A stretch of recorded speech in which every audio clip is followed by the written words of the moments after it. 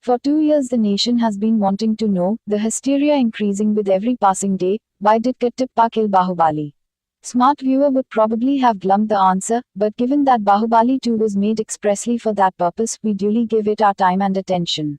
We get the answer, but only after long, infernally silly romantic interludes. Romance is not really S.S. Rajamouli's strength. And everything after the big reveal, which really isn't half as big as was promised, seems like anticlimactic excess. At the end of nearly 3, I can tell you that the second part is not half as satisfying or fun as the original. And the reason is clear: sequelitis.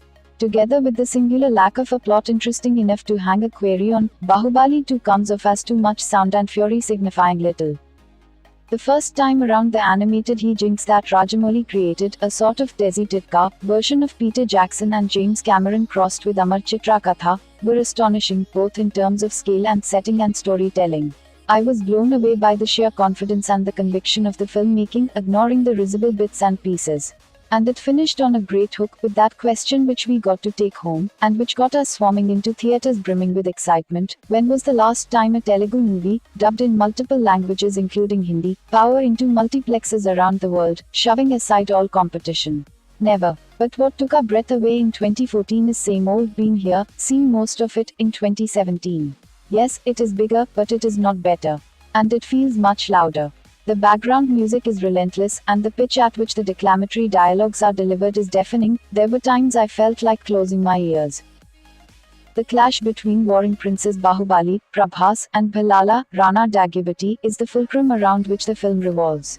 As we know from the first part, Bahubali is the good guy, the rightful heir to the throne, and will save his kingdom from the evil Bhalala, come what may. The regal queen Sivagami, Ramya, is as commanding as ever, presiding over the fate of the two men, and the fiery princess Devasena, Anushka Shetty, gets a lot of play. Nissa's wily old king is craftier, and Kattappa, Satyaraj, that faithful retainer who is forced into the terrible murder, is as loyal as ever. As in the first part, there are a few startlingly gauche parts in the man-woman skirmishes. You don't really want a woman to call herself a Chananki Dasi, even if it's a film set in the distant, mythical past, especially if she is a warrior princess with a strong will. But we've seen it all. Only in some places where the battle scenes and the hand-to-hand combat is choreographed beautifully. There's one spectacular ballotic set-piece between Prabhas and Shetty in which they take on an attacking swarm, and with great energy do you sit up and watch with interest. A couple of times you laugh out loud in appreciation at the sheer spectacle: thousands upon thousands of soldiers, a vista that fills the eye and more, and a hero cleaving through, his eye on the win. And that brings me to Prabhas, the only one who doesn't drown in familiarity in a story which doesn't know when to stop. He plays Bahubali, he of great strength, with as much verve and vigor as in the first part. Striding across the screen, his backcoat dhoti, and vest and armor all in the right place, he comes across as the perfect action hero, complete eye candy, and the biggest strength of the film. I enjoyed the first part enormously. The second one comes to life only intermittently.